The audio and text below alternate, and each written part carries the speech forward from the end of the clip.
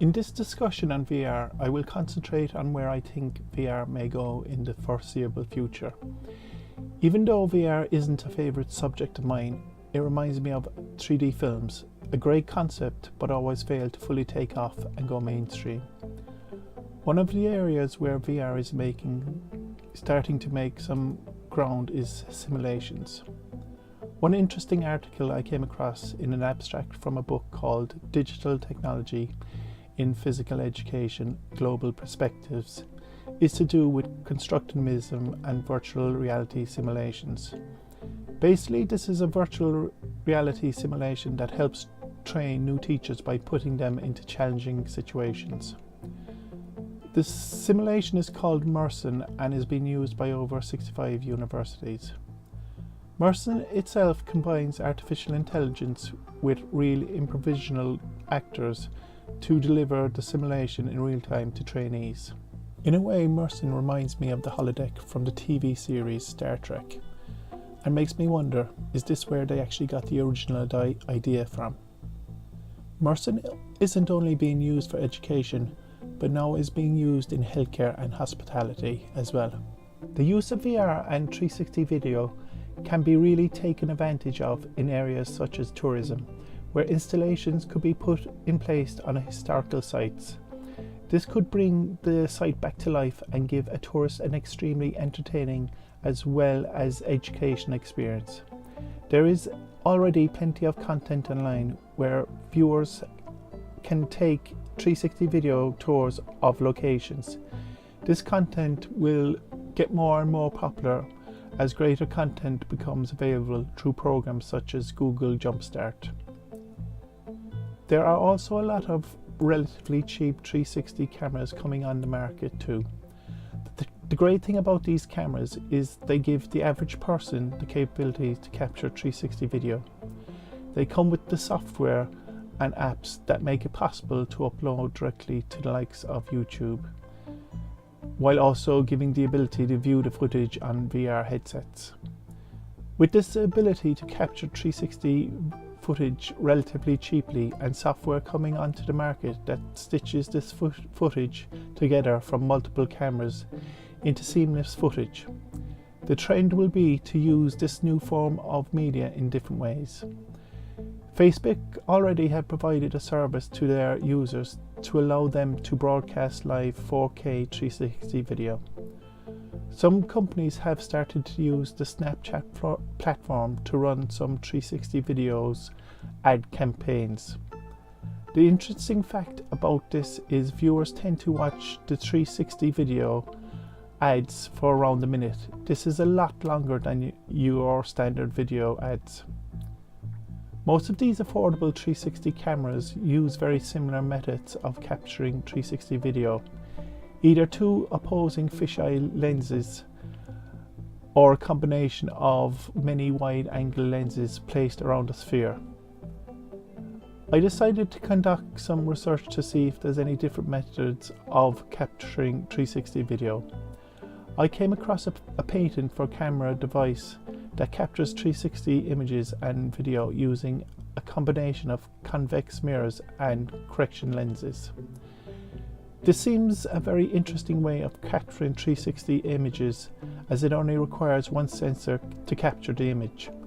Also, I believe it would take a lot less processing power to stitch these images together using this method. The trend at the moment is to watch 360 videos within web browsers and social media such as Facebook and YouTube on devices such as desktops and smartphones. But there's an increasing surge in sales of VR headsets such as the Oculus Rift, Samsung Gear VR and Google's Daydream. The future of VR is perhaps in live streaming on social media and in capturing of live events where the viewer can immerse themselves in live all-around experience.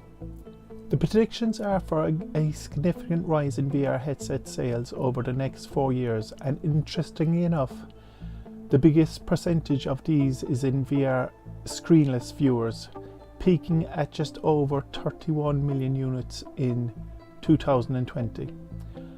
A potential growth in 360 video is in tourism. Watching a 360 video of a holiday destination gives the viewer an intensive sensory information that enables them to gain more detailed information and to create a more realistic expectations of the holiday destination.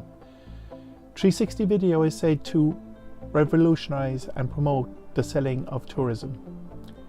In June 2016, Aaron Luber, a Google representative, stated, "On YouTube, we make a big early bet on 360-degree video.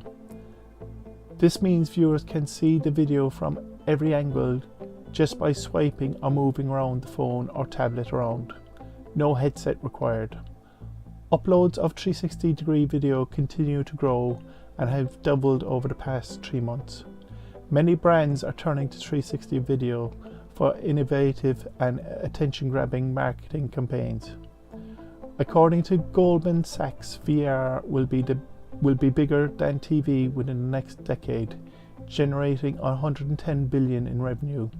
IDC's worldwide seminal augmented and virtual reality spending guide predicts that the AR and VR market will grow to over 162 billion by 2020, with active VR users growing to 170 million in 2018. Mark Zuckerberg has been quoted to have said that he wants to connect 1 billion people in virtual reality, and I would suggest all wearing his expensive Oculus headsets while doing it. He also said that it's not a question of when we're going to get there, it's how, while saying at the annual Oculus Connect conference in California. Facebook are reckoning that the magic ingredient that will finally push VR into achieving this kind of number is mainstream content. At the low end, people will purchase the Go headset for viewing YouTube, VR content and NBA games. And at the high end, people will purchase the new Quest headset to watch the new 3-part series called Vader Immortal, part of the Star Wars franchise. As one top executive from Lucasfilms put it, you'll be able to step inside the world of Star Wars inside your own living room. My own view on VR for the future is there will be growth in certain areas, such as in gaming and simulations, but it will never go truly mainstream as they are predicting, until they can get rid of the necessity of wearing a headset. Until this happens, VR will remain like 3D films, a great concept but never fully taking off.